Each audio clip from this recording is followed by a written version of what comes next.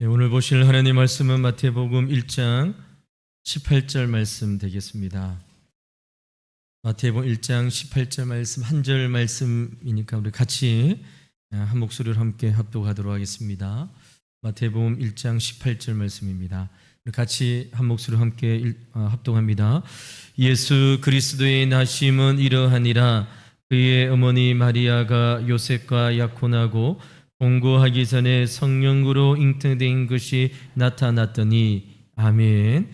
여러분, 오늘은 사도신경 강의의 5번째 시간으로 이는 성령으로 잉태하사 동정녀 마리아에게 나시고, 이 부분을 말씀을 통해서 함께 살펴보도록 하겠습니다.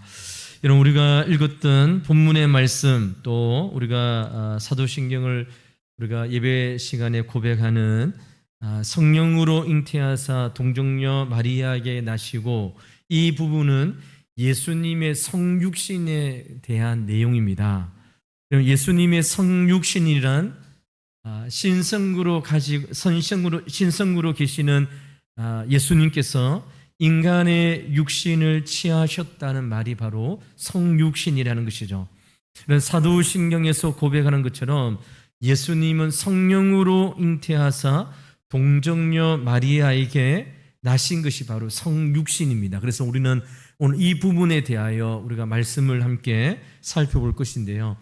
그런 사도신경이 우리 신앙의 고백이면서 선포라고 했습니다. 그러니까 여러분, 예수님을 믿고 교회 신앙생활할 때 이게 믿음의 내용이 무엇인지 우리는 다른 사람에게도 전할 수 있어야 되고, 또 다른 사람이 우리에게 도대체 주일날 교회 가서 예배드리고 신앙생활 하는데 당신 무엇을 믿습니까? 라고 물어보면, 여러분, 우리가 믿는 믿음의 내용에 대하여 잘 이야기하고 또 전할 수 있어야 된다는 것이죠. 그래서 오늘 우리가 이 부분에 대해서 살펴볼 건데요. 이런 예수님의 성육신에 대한 이 내용에 담겨져 있는 3가지 의미가 있습니다. 첫 번째가 무엇이냐?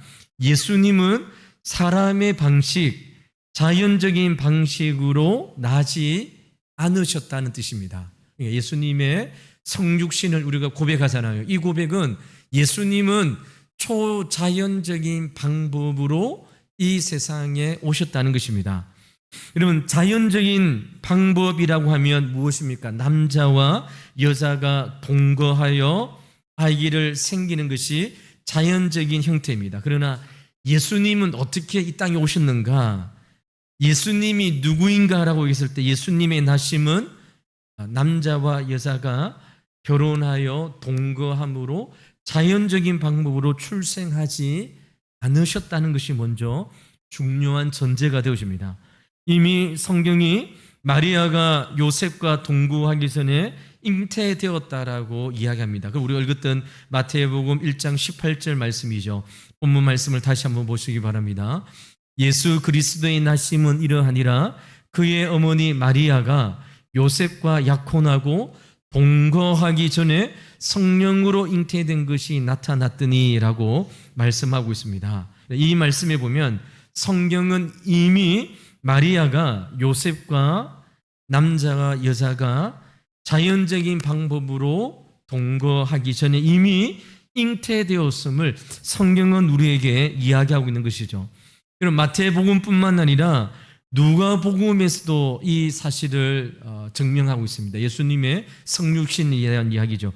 누가복음 1장 34절과 35절 말씀입니다. 그 말씀에 보니까 마리아가 천사에게 이르되 나는 남자를 알지 못하니 어찌 이 일이 있으리까? 천사가 대답하여 이르되 성령이 내게 임하시고 지극히 높으신 이의 능력이 너를 덮으시리니 이러므로 나실 바 거룩한 이는 하나님의 아들이라 일컬어지리라 라고 말씀하고 있습니다. 이 누가복음 말씀에도 똑같습니다. 가브리엘 천사가 마리아에게 나타나서 예수 그리스도께서 자신의 몸을 통하여 이 세상에 태어날 것을 이야기할 때에, 여러분, 이 이야기를 들을 때 마리아의 반응이 어떻습니까? 나는 남자를 알지 못하는데 어떻게 이렇게 태어날 수 있습니까? 이 남자를 알지 못한다는 것은 남자와 여자가 동거하여서 자연적인 방법으로 임신하는 그 과정이 있지 않는데 어떻게 아이를 임신할 수 있습니까? 라는 이야기죠. 그때 가브리엘 천사는 성령이 내게 임하시고 지극히 높으신 이의 능력이 너를 덮을 것이다 라고 말씀을 전해주는 것이죠. 이처럼 예수님은 성령으로 잉태되어 동정녀인 마리아의 몸에서 나셨습니다. 인간적인 방법이 아닌 하나님의 능력으로 말미암아 잉태된 방식으로 이 땅에 오신 것이죠. 이런 자연적인 방식이 아닌 초자연적인 방식입니다. 그래서 우리가 예수님에 대하여 예수님께서 이는 성령으로 잉태하여 하사 동정녀 마리아에게 나셨다라는 사실을 고백할 때에 예수님은 사람의 방식, 자연적인 방식이 아니라 초자연적인 방식으로 잉태하셨음을 믿는 믿음의 고백이 이 고백 가운데 달려 있는 것이죠. 그것을 우리가 믿는다라고 고백하는 겁니다.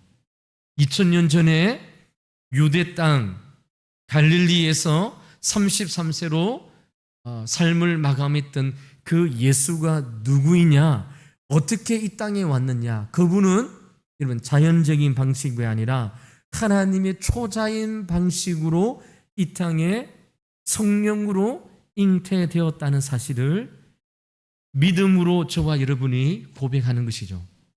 우리가 이따가 나중에 이 고백이 의미하는 영적인 의미에 대해서 우리가 살펴볼 것인데요.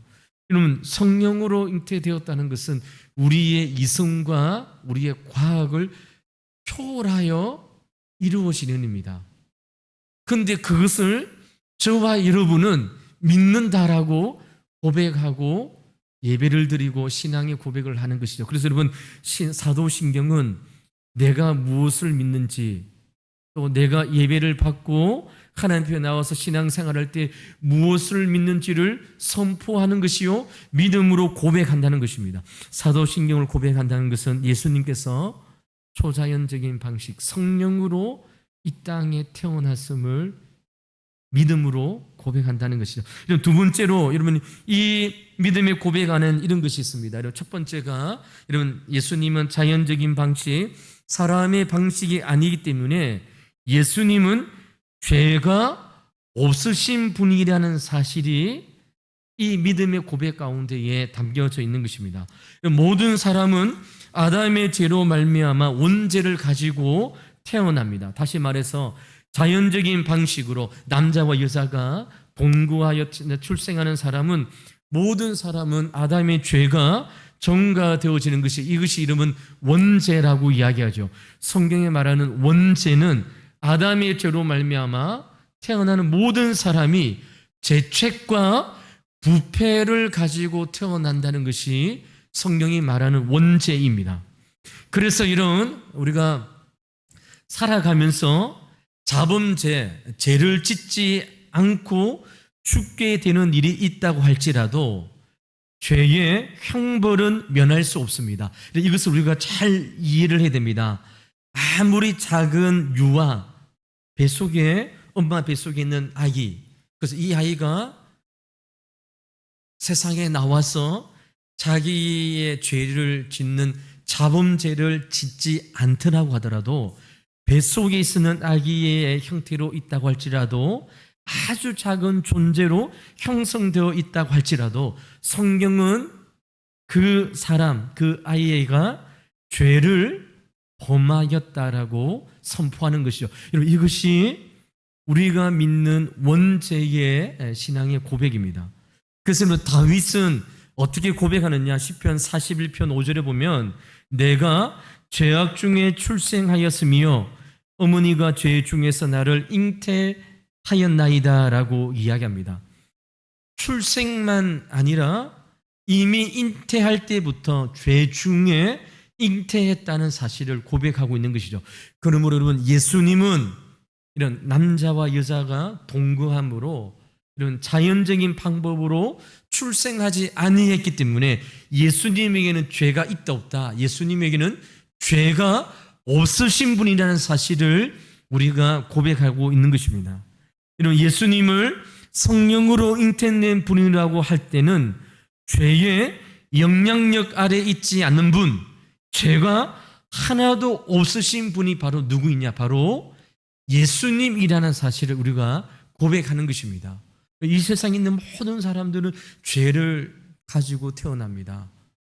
자기가 엄마 뱃속에 나와서 여러분 죄를 짓기도 전에 이미 우리는 뱃속에서 죄와 죄책과 부패를 가지고 태어나는 존재인 것이죠. 그런데 여러분, 예수님은 남자와 여자의 정상적인 관계에 의해서 태어난 것이 아니기 때문에 예수님에게는 죄가 하나도 없다라는 사실을 우리가 기억해야 되는 것이죠. 세 번째로 예수님의 성육신의 이 고백에 담겨 있는 것은 예수님은 참 하나님이시며 참 인간이시다라는 고백이 담겨져 있습니다. 여러분, 이것이 참 우리가 이성적으로 또 과학적으로 참 납득하기 힘든 것이 예수님의 성육신의 사건을 우리가 지금 다루고 있는데요. 세 번째로 우리가 기억할 것은 예수님은 참 하나님이시고 참 인간이시라는 사실입니다. 여러분, 성령으로 잉태되어 동정녀 마리아에게 나셨다는 것은 이미 전제가 두 가지라고 했습니다. 예수님께서는 첫 번째, 자연적인 방법이 아닙니다. 초자연적인 방법으로 입었다는 것과 두 번째는 죄가 없으시다는 것입니다. 이 두 가지를 기억할 때에 또 하나 기억해야 될 것이 무엇이냐? 예수님 안에는 하나님의 성품과 예수님의 성품, 인간의 성품이 함께 있더라는 것입니다. 그것이 바로 예수님은 참 하나님이시며 참 사람이시다는 것이죠. 여러분, 예수님의 삶 가운데에 예수님이 내가 참 하나님이시라는 사실을 증거한 내용들이 있습니다. 요한복음 1장 14절의 말씀에 보면 이렇게 기록되어 있습니다. 말씀이 육신이 되어 우리 가운데 거하심에 우리가 그의 영광을 보니 아버지의 독생자의 영광이요 은혜와 진리가 충만하더라 했습니다. 여기 말씀은 예수님을 이야기하는 것이거든요. 그분이 육신을 취하셔서 우리 가운데에 거하시게 되었는데 그분을 보니 마치 아버지 하나님의 영광을 보는 것처럼 이렇게 고백하고 있습니다. 그러니까 예수님은 이 세상에 인간의 몸을 입고 오셨지만 예수님이 참 하나님이셨다고 예수님께서 친히 증거하고 있는 것이죠. 요한복음 1장 18절 말씀에도 이렇게 기록되어져 있습니다. 본래 하나님을 본 사람이 없으되 아버지 품속에 있는 독생하신 하나님이 나타나셨느니라 그랬습니다. 하나님이 인간의 몸을 입고 이 세상에 오셨는데 그분이 누구이냐? 바로 2000년 전에 예루살렘에 이스라엘에 태어났던 예수님이 바로 참신, 참 하나님이심을 성경은 우리에게 말씀하고 있는 것이죠. 예수님이 하나님이심을 그가 인간으로 오셨지만 단지 인간으로만 계시지 않음을 증거하고 있는 내용들이 성경에 많이 기록되어져 있습니다.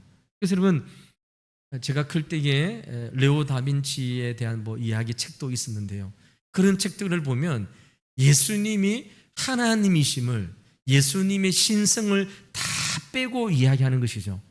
그래서 여러분, 예수님께서 십자가에 못 박혔다가 레오 다빈치 책 다 읽어보셨죠? 내려오셔가지고 다른 여인하고 결혼하게 되었고 그 여인과 결혼하여 아이들을 낳았는데 그 아이가 유럽에 있는 이렇게 있다고 막 이렇게 이제 그 책에 이렇게 소설로 이렇게 하고 있습니다. 이런 그 모든 책들 가운데에 빠져 있는 부분이 무엇이냐? 예수님이 참 하나님이심을 대한 내용이 빠져 있는 것이죠. 그래서 우리는 성육신에 대한 이 믿음으로의 고백을 할 때에 예수님이 누구인가? 예수님은 참 하나님이시다는 것입니다. 그럼 동시에 성경은 예수님이 참 인간이라는 사실도 동일하게 이야기합니다. 그러니까 여러분, 예수님의 성육신을 우리의 지혜와 지식으로 이해할 수 없는 것이죠. 어떻게 우리의 몸을 입고 오셨던 예수님이 한 부분으로는 하나님이시고 한 부분으로는 인간이 될 수 있느냐는 것이죠. 여러분, 누가복음 2장 52절에 보면 이렇게 예수님에 대하여 이렇게 기록합니다.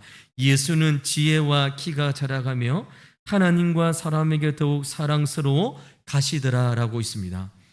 예수님도 우리처럼 인간처럼 지혜와 키가 자라갔다라고 합니다.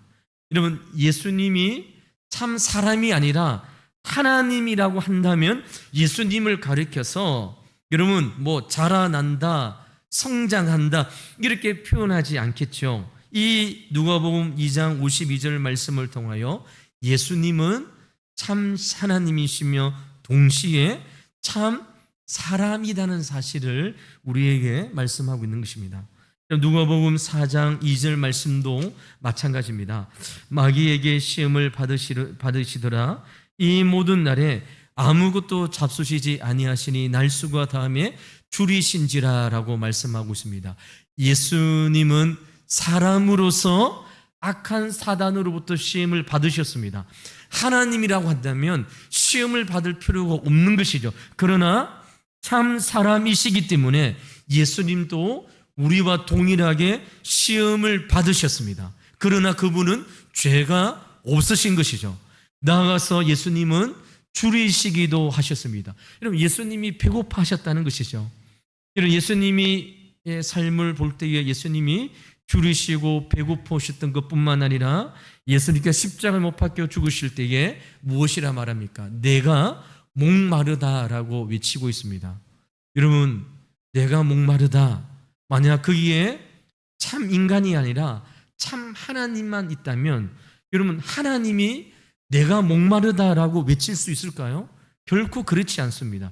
그러므로 여러분, 예수님은 참 하나님인 동시에 참 사람이라는 사실을 우리가 사도신경을 고백할 때마다 이 사실을 믿느라고 우리가 고백하고 있는 것이죠. 여러분, 그렇다면 이제 이 부분이 중요합니다. 동정녀 탄생을 고백하는 것의 의미가 무엇인가 하는 것이죠. 여러분, 이 의미, 그래서 여러분 사도들이, 저와 여러분들이 성령으로 잉태되어 동정녀 마리아에게 나시고라는 신앙을 고백하는 데는 두 가지 영적인 의미가 담겨져 있습니다. 첫 번째가 무엇이냐? 하나님의 역사 앞에 인간의 생각과 판단을 내려놓는다는 것입니다. 예수님의 동정녀 탄생은 하나님의 역사로 말미암아 이루어진 것이기 때문에 나의 생각과 지식과 과학적인 판단, 아이고 목사님 어떻게 사람이 남자와 여자와 결혼하여 정상적인 사람으로 잉태되어 출생해 되는데 말도 되지 않는 것을 이야기하십니까? 이렇게 공경을 받을 수 있는 것이죠. 그런데 여러분, 이 신앙의 고백에 담겨있는 첫 번째 의미가 무엇이라고요?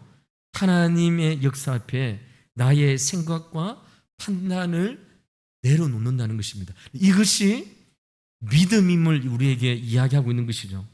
이런 남자를 알지 못하는 처녀가 성령으로 잉태하여 아들을 낳는 일, 이것은 우리의 상식과 판단과 경험과 과학적으로 증명될 수 없는 일입니다. 그런데 여러분, 우리는 이 사실을 매일 예배 드릴 때마다 이걸 고백하고 있는 것이죠. 성령으로 잉태되어 동정녀 마리아에게 나셨다라고 고백하고 있습니다. 그러므로 사랑하는 성도 여러분, 이 고백은 나의 인간적인 생각과 판단을 하나님의 역사 앞에 내려놓는다는 뜻을 담고 있는 것이죠. 이 믿음의 고백이 담고 있는 것이 바로 이것입니다. 하나님, 내가 과학적인 증명, 지식으로, 이해로, 그리고 내가 경험할 수 있는 그 모든 것으로도 경험되지 않는 일이지만, 그러나 하나님의 말씀에 성경에 기록되어져 있던 예수님은 동정녀에 의해서 태어났음을 믿고 고백하는 것입니다. 나의 생각과 판단을 하나님의 말씀 가운데에 내려놓는 것이죠. 여러분, 믿음은 이해가 되지 않아도, 믿음은 우리의 경험으로 완벽하게 이해되지 않아도 하나님의 말씀이므로 그 말씀을 받아들이는 것이죠. 그리고 우리는 오전 시간에 하나님을 앙망하는 자, 하나님을 소망으로 삼는 자가에게 주시는 하나님의 축복의 새 힘에 대하여 말씀을 함께 나누었습니다. 여러분, 우리의 경험으로, 우리의 이성으로 여러분 물질을 의지하는 것이 더 내게 힘이 되잖아요. 세상을 의지하는 게 더 우리에게 힘이 되어집니다. 저도 여러분 목회를 하지만 저 주위에 많은 돈을 가진 사람, 또 이러면 세상에서 권력을 휘두르는 사람, 이런 사람이 더 있었으면 좋겠습니다. 그러한 사람을 의지하는 것이 더 소망에 있다라고 하는데 성경은 그렇게 말하고 있지 않습니다. 오로지 하나님을 앙망하는 자, 여호와를 소망으로 삼는 자에게 주시는 하나님의 축복이 임한다라고 우리에게 말씀을 통하여 보여주시는 것이죠. 그러므로 이런 믿음은 무엇일까요? 우리에게 주어진 인간의 생각과 판단을 내려놓고 하나님의 말씀이므로 그 말씀을 믿고 받아들일 때에 우리는 그것을 가리켜서 믿음이라고 이야기하고 있는 것이죠. 여러분, 성령으로 잉태되어 동정녀 마리아에게 나시고, 이것은 이런 인간의 상식으로는 있을 수 없는 불가능한 일이라고 했습니다. 그렇지만 나는 예수님이 성령으로 잉태되어 동정녀 마리아에게 나셨음을 믿습니다고 고백할 때에 우리는 하나님의 역사심과 섭리 앞에 나의 생각과 판단을 내려놓고 또 나의 짧은 생각을 포기하는 것을 의미하는 것이죠. 사랑하는 성도 여러분, 우리의 신앙생활을 하면서 우리는 합리적이고 지성적이어야 됩니다. 그래서 여러분, 우리에게는 하나님의 말씀이 있습니다. 여러분, 우리는 기독교는 하나님의 말씀을 통하여 하나님을 알아가는 종교입니다. 무대뽀로 막 믿습니다, 이러한 것이 기독교가 아닙니다. 우리는 지성과 합리적인 사고를 통하여 하나님이 어떠한 분이신지 말씀을 통하여 배워야 됩니다. 그러나 여러분, 합리성과 이성을 소중하게 여기되 하나님의 역사하심, 여러분 동정녀 예수님께서, 하나님께서 예수님을 보내주신 이 말씀 앞에서는 우리의 합리적이고 지성적이고 이성적인 신앙의 모습을 내려놓을 때에 예수 그리스도가 우리의 주로 고백되어진다는 사실을 우리는 볼 수 있는 것이죠. 그러므로 여러분, 사랑하는 성도 여러분, 저와 여러분은 세상 사람들이 볼 때에 도저히 있을 수 없는 일을 우리는 믿고 예배하고 고백하는 것입니다. 예수님은 동정녀 몸에 의해서 탄생되었다. 예수님에는 죄가 없으시다. 예수님은 참 하나님이시고 참 인간이시다. 이것을 지금 우리는 고백하고 있는 것이죠. 이런 두 번째로 동정녀 탄생을 고백하는 성도에게 주어지는 이 의미가 무엇일까요? 그것은 나를 구원하시기 위한 하나님의 사랑에 대하여 우리는 감격할 수 있다는 것이죠. 여러분, 하나님과 인간 사이에는 결코 가까이 할 수 없는 죄라는 문제가 자리 잡고 있습니다. 그럼 하나님으로서는 지극히 거룩하시기 때문에, 거룩 그 자체이시기 때문에 죄인과 죄를 함께 하실 수 없는 것이 하나님의 속성입니다. 그러니까 여러분, 하나님에 대하여 생각할 때 하나님은 이상한 분으로 생각하지 마시고, 하나님은 죄를 싫어하시는 거룩하신 하나님이십니다. 그런데 여러분, 저와 여러분은 죄인인 것이죠. 원죄를 가지고 태어났습니다. 제가 아까 이야기했습니다. 목사님, 나는 죄를 안 지었는데요? 엄마 뱃속에 있는 아기도 원죄에 입각하여 그 아이도 죄 가운데에 잉태된 자입니다. 그러면 우리는 자범죄를 죄를 짓든 안 짓든 우리는 죄를 가지고 태어나는 것이죠. 여러분, 죄를 가지고 태어난 인간의 실상이 무엇일까요? 그것은 하나님을 찾지 않는다는 것입니다. 여러분, 죄를 가지고 태어나는 인간의 삶의 모습, 인간의 실상에 대해서 연구할 때에 살인을 한다, 나쁜 짓을 한다, 도둑질을 한다, 이러한 인간의 윤리와 도덕적인 문제를 뿐만 아니라 죄를 가지고 태어난 인간은 하나님 앞에 나오지 않는다는 것입니다. 하나님을 찾지도 않고 하나님을 구하지도 않고 하나님을 예배하지 않는 것이 바로 죄를 가지고 태어나는 인간의 실상이라고 하는 것이죠. 근데 이것이 바로 하나님과 우리가 분리되었음을 이야기하는 것입니다. 창세기에 3장에 하나님께서 선악과를 따먹을 때에 반드시 죽을 것이라고 약속했거든요. 그런데 여러분, 아담과 하와가 선악과를 따먹었습니다.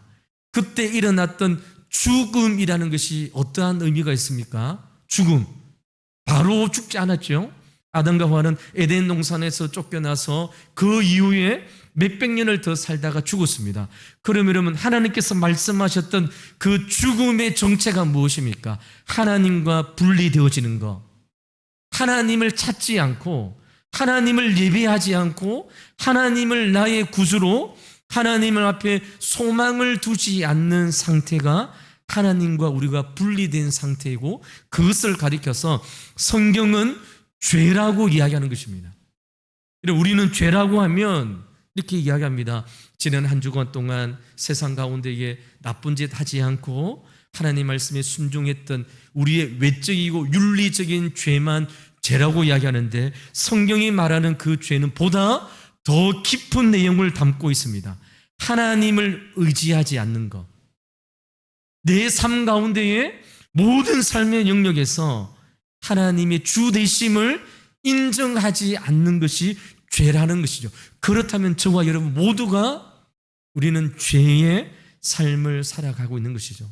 우리의 욕망과 우리의 욕심은 그 자리에는 하나님을 놓아두는 자리가 아니라 우리의 욕망과 용심에 이끌려 살아가는 것이 바로 죄의 실체라는 사실을 우리는 보게 되시죠. 그래서 사랑하는 성도 여러분, 세상 사람들을 가리켜서 이미 성령은 무엇이라 말합니까? 그들은 죄로 영원히 죽었다라는 사람이라고 지칭합니다. 죄로 영원히 죽었기 때문에 하나님이 먼저 찾아오시지 않는다면 죽어 있는 사람이 어떻게 하나님을 찾아가겠습니까? 그것은 있을 수 없는 일이죠. 근데 그것이 저와 여러분 가운데의 삶에 일어났습니다. 우리는 하나님을 찾지도 않았고 하나님을 아바 아버지로 부르지도 않았고 하나님이 나의 인생의 중요한 것도 찾지 않는 영적으로 죽어 있는 상태 가운데에 그의 아들 예수 그리스도께서 이 땅에 오셔서 우리를 위하여 십자가의 죽으심으로 하나님이 그 구원의 상황들을, 구원의 은혜를 우리에게 베풀어 주신 것입니다. 그래서 사랑하는 성도 여러분, 예수 그리스도를 믿을 때에 하나님에 대한 감각이 살아나는 것입니다.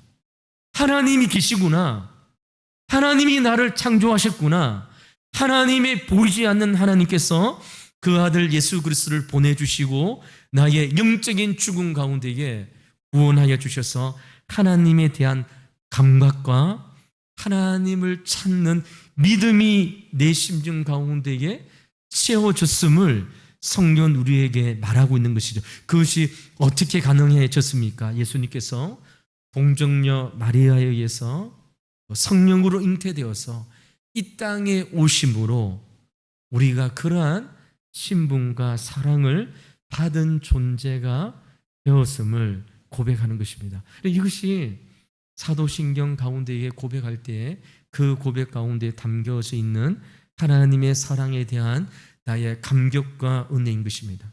그래서 사랑하는 성도 여러분, 우리는 이제 거룩하신 하나님 앞에 예수 그리스도의 십자가의 보혈을 의지하고 담대하게 나아가는 것이죠.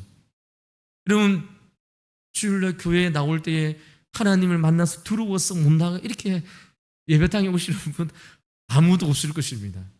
여러분, 엘리베이터를 탈 때 5층에서 1층을 누를 때 하나님을 만나고 주님을 만나고 내 죄를 용서하여 주시고 거룩하신 하나님 앞에 나아갈 수 있는 은혜를 베풀어 주신 하나님 앞에 감사와 감격으로 우리가 주님 앞에 나오게 되어진다는 사실이 바로 여기에 담겨져 있는 믿음의 내용인 것이죠.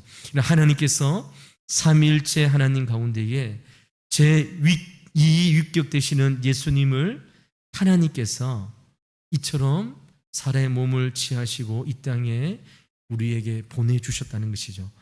이것이 우리가 믿는 믿음의 고백임을 성경은 우리에게 말씀하고 있습니다. 사랑하는 성도 여러분, 이제 말씀을 맺도록 하겠습니다. 이는 성령으로 잉태하사 동정녀 마리아에게 나시고, 이 믿음의 고백을 우리가 매일 예배 시간마다, 또 여러분 개인의 기도 시간마다, 또 여러분 우리가 어려움을 당할 때마다 하나님에 대하여, 예수님에 대하여 고백할 때 이 믿음의 고백이 이러한 은혜의 삶이, 은혜의 고백이 담겨져 있다는 것이죠. 이런 정리를 해보면 이렇습니다. 예수님의 성육신은 어떠한 의미가 있습니까? 세 가지 의미가 있습니다.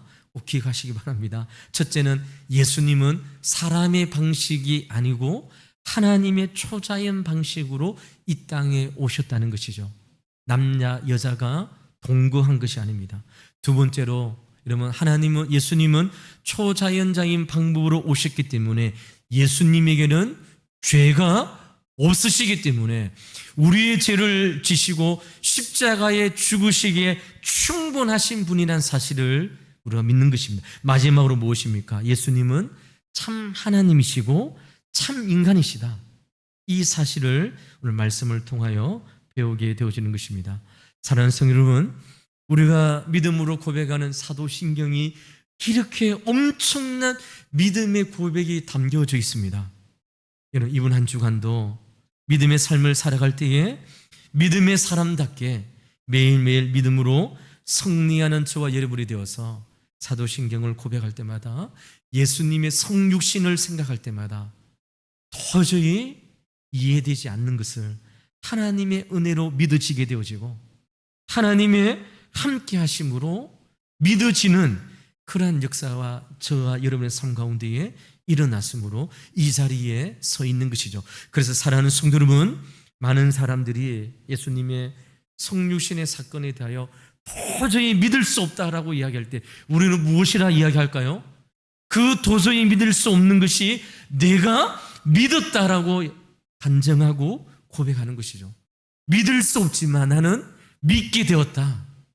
내가 예수 그리스도를 그렇게 매일매일 고백하게 되었다. 어떻게 된지는 나는 잘 모른다. 그러나 하나님께서 은혜를 베풀어 주셔서 예수님이 나의 구주이심을, 동정녀의 탄생에 통하여 이 땅에 오심을 고백하는 일들이 내 삶 가운데 일어났음을 주위에 있는 사람들에게 간증하는 것이죠. 그것이 전도입니다. 그것이 많은 사람들에게 진리의 복음을 전하는 삶이란 사실을 우리에게 말씀하고 있습니다. 이번 한 주간도 이 말씀에 따라 가는 곳곳마다 예수 그리스도를 증거하는 우리의 복된 입술이 되시기를 주 이름으로 간절히 축원을 드립니다. 기도하도록 하겠습니다. 하나님 아버지, 감사합니다. 이 시간 주일 오후 예배 시간에도 불러주셔서 예수님에 대하여 성령으로 잉태하사 동정녀 마리아에게 나시고에 대한 말씀을 함께 살펴보았습니다. 주님, 이 엄청난 사건이 일어났고, 그리고 이 엄청난 사건을 내가 오늘 믿음으로 고백하고 있다는 사실을 하나님 앞에 고백하는 우리의 믿음의 삶이 되게 도와주셔서 이번 한 주간도 하나님 주님과 동행하는 삶이 되게 도와주시고 엄청난 은혜의 감격 가운데에 살아가는 복된 삶이 되게 인도하여 주시옵소서. 감사하며 살아계신 예수 그리스도 이름으로 간절히 기도하옵나이다. 아멘.